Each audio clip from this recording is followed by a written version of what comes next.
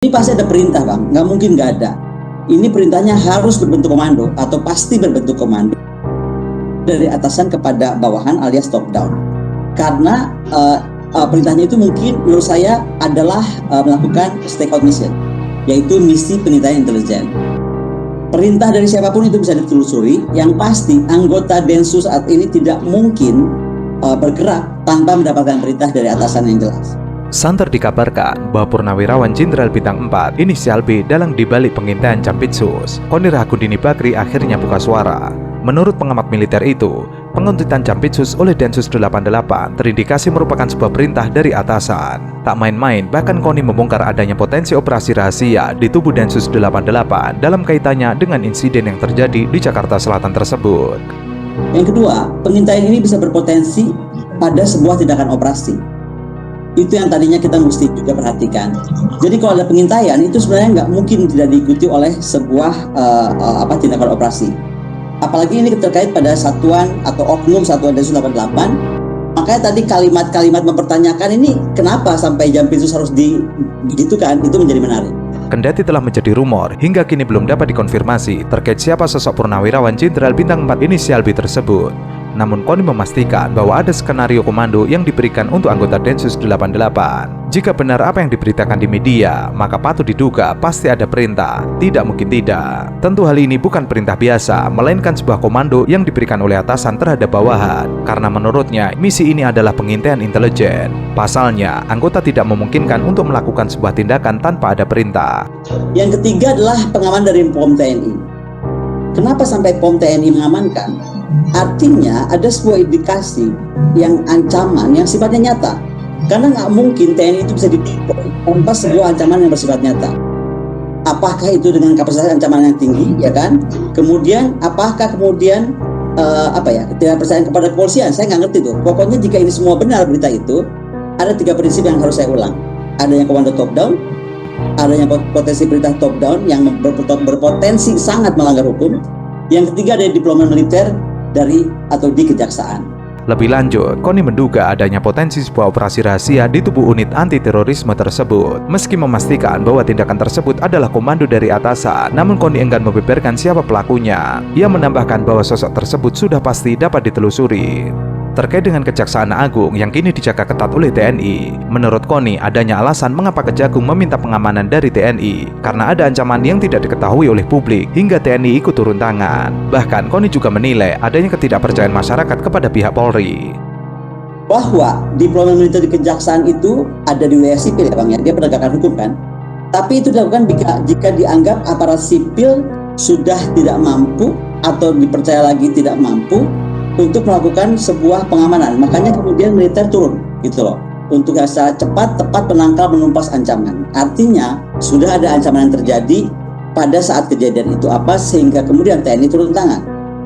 Yang saya mau catat cuma satu aja, bahwa kalau komando di TNI itu turun dengan top dan seperti itu, maka prinsip yang dianut dalam militer adalah jelas seperti itu. Dan di polisi harusnya nggak boleh, karena kalau komando top down itu hanya prinsip yang dianut dalam sebuah organisasi militer. Kalau di kepolisian dia harusnya tunduk pada hukum.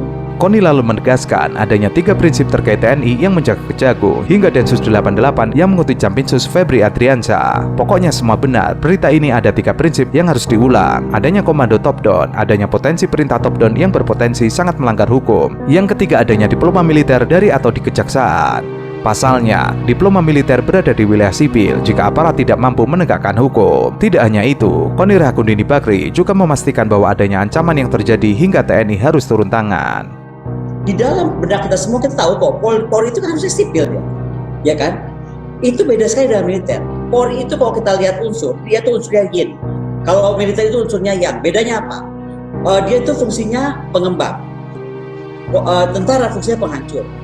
Pemikirannya jelas, kalau Polri itu harus jelas. Kalau militer perintahnya harus jelas. Kemudian kalau di polisi itu dia harus siap diskusi dan debat. Kalau di tentara dia harus punya kepastian, gitu kan? Di polisi harus jangka panjang, di tentara harus jangka pendek dan singkat. Kemudian kalau di polisi harus dari bawah ke atas, kalau di tentara itu atas ke bawah, ya kan? Di polisi harus beragam, di tentara harus seragam, ya kan? Di polisi harus soft power, di tentara harus hard power. Di polisi harus patuhi hukum, di tentara harus patuhi perintah.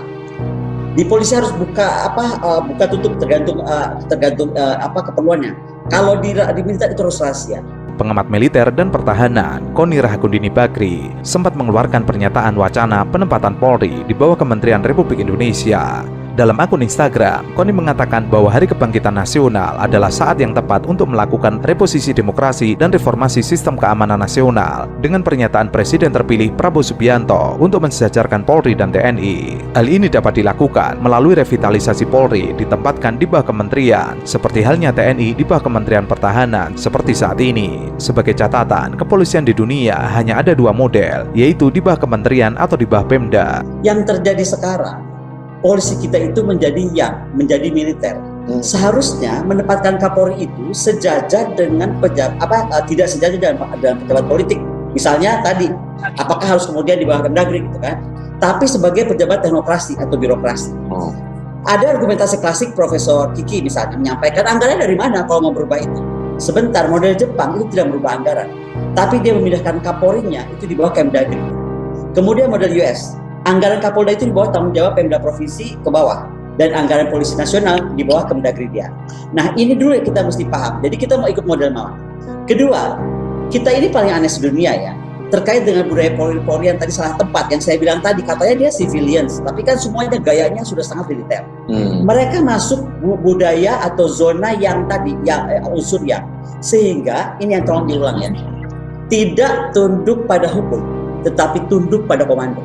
Menanggapi hal itu, loyalis Jokowi R. Haidar Alwi menilai usulan Koni agar Polri ditempatkan di bawah kementerian merupakan upaya untuk melemahkan institusi Polri. Selain sebagai sebuah kemunduran, mengingkari amanat reformasi, serta menguras waktu dan energi karena harus mengubah konstitusi dan undang-undang. Menurut Haidar, menempatkan Polri di bawah kementerian akan mempersempit ruang gerak dan pelayanan Polri dalam menjaga keamanan dan ketertiban, menghambat penegakan hukum dan pelayanan untuk masyarakat.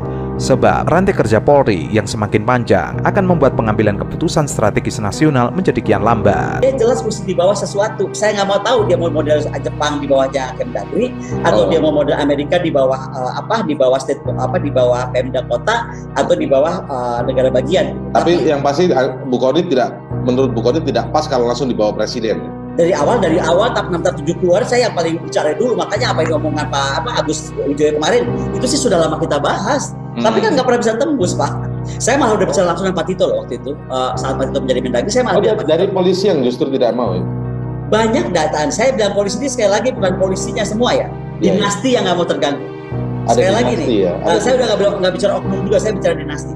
Waktu itu saya sampai kadu Pak Tito selamat jadi Mendagri gitu. Kalau gitu Pak, sekarang lah waktunya untuk kemudian membuat polisi itu di bawah Kemdagri, toh tetap polisi di atasnya gitu. Haidar juga mengecam Koni yang dalam pernyataannya membawa nama Presiden terpilih Prabowo Subianto seolah-olah ingin mensejajarkan Polri dan TNI di bawah kementerian. Padahal Prabowo berkali-kali menegaskan bahwa jika dirinya menjadi presiden, Polri dan TNI akan tetap berada di bawah presiden. Koni tampaknya memang suka mencatut nama tokoh tertentu dalam pernyataannya yang kontroversial. Pertama, mengatasnamakan mantan Wakapolri Komjen Pol Purnawirawan Ogroseno ketika mengutarakan tuduhan bahwa Polri memiliki akses ke Sirekap dan pengisian C1 bisa dilakukan di Polres-Polres. Pernyataan Koni lantas diklarifikasi oleh Ogroseno dan Koni pun meminta maaf, mengakui bahwa dirinya keliru. Kedua, mengatasnamakan Ketua TKN Prabowo Gibran, Roslani Roslani, saat menyampaikan isu bahwa Prabowo hanya akan berkuasa 2 tahun atau bahkan bisa lebih singkat karena bisa jadi diracun. Tuduhan Koni lalu dibantah oleh Rosan. Selain itu, Haidar melihat usulan Koni menempatkan Polri di bawah kementerian cenderung bermuatan politis. Meskipun bukan usulan baru, ia menduga usulan kali ini ada hubungannya dengan pemilu 2024.